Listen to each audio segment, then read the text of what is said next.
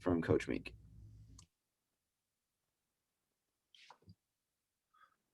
I thought it was just a great team effort. We talked the whole time about how we were going to have to play together, and everyone was going to have to contribute, whether that was physically, emotionally, whether you played or not, whatever it was. And I think up and down our roster, everybody made the contributions and gave everything they had, which is what it took to get out of there. So couldn't be more proud of the team. Just really proud of what we accomplished this year and what we continue to. Looking forward to getting back on the court with them tomorrow.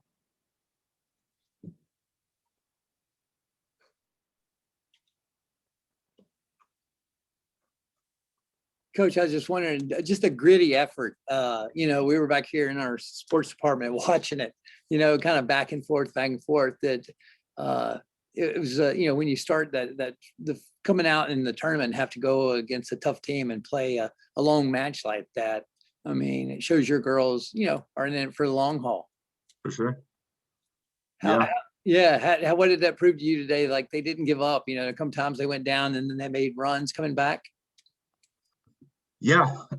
We've talked about that in the, one of the things we talked a lot about with this match is we were going to need to drag it in the mud a little bit. Like we were going to need to play great defense and continue to extend rallies and just force them to make plays that weren't easy for them to make. And I thought we did a great job of that.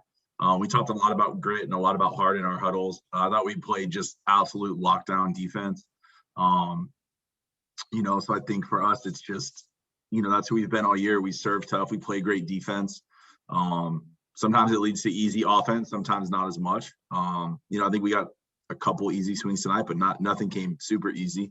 But I think we just really focused on serving the ball well and, playing defense behind our block. And I guess you guys have Purdue tomorrow. Yep. Just talk about that matchup. And, is it hard for a team or your ladies, to go through a match like that today and then come back tomorrow with another tough opponent? For sure. It'll be a challenge. But it's one I think we want, it's better than the alternative, which is to go home. I think it'll definitely be a tough match. I know Purdue is big. They're physical. Honestly, I haven't watched a whole lot of them because we've been pretty dialed in on UCF. So I told the girls they had 2 hours to celebrate. Then we needed to worry about Purdue, and I'm going to spend those 2 hours kind of getting caught up on Purdue. So it will be a challenge to kind of flush out our legs and be going again. But that's what big time volleyball is, and we'd rather be there than watching from High Point. Good deal, Joe. That's all I have. Coach, I've got a couple questions for you here. First one, we've talked before about how you want to be strong in your serve receive and didn't get aced up at all today. Second time this season that you haven't given up a service ace. So what did you like from your serve receive today? Yeah, I thought we were really good in serve receive today. I thought maybe we played some balls that were headed out of bounds, but, I'd rather be over aggressive than under aggressive. I think they challenged us. I think you saw, they went after Maddie quite a bit. They went after Annie a little bit, and you saw them step up. I even saw Abby step in front of our kids a couple times to take balls, which, is great to see. I just thought we kept our aggression up, in all areas of the game, and that carried over to serve receive. I didn't realize we didn't get ace. That's pretty cool. But I just think I think we played aggressive all day in all facets of the game and kind of led to a good result. My last one for you here is, what you called the timeout down 4-1 in that fifth set. What are you telling the team to get them, get them back on track and get them back into the match and ultimately take that set? I think we talked about we do this every day. I mean, every day we do situations in practice or games to 7, and we're used to playing volleyball. And so when it was 4-1, it was just like, we need to get back on the horse and do what we need to do. I didn't feel like they felt the pressure. I felt like just some things didn't go our way early in the set, but I thought we recovered really well. I don't really remember what I said, but it wasn't anything earth shattering. It was just kind of, hey, let's play our game. We've done this before and we can do it again. So let's go do it. I'd actually have one final question. Yeah.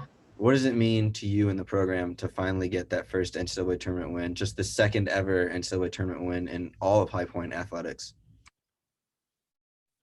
It's kind of the culmination of 3 years of being at High Point for me. I thought in 2018 we had some opportunities to win some matches that we didn't get over the hump. I felt like in 2019 we had some good chances to get wins, and we always kind of backed down from the challenge when it kind of came time to step up. And that was the thing I was most proud of today. Everyone stepped up. It wasn't one kid that was kind of ride that kid. Everybody did their roles and made big plays at big moments. And to see us kind of realize how good we are was pretty cool to see. Cool. Thank you, Coach. You can go ahead and mute yourself and turn off your video, and then we'll bring in Abby.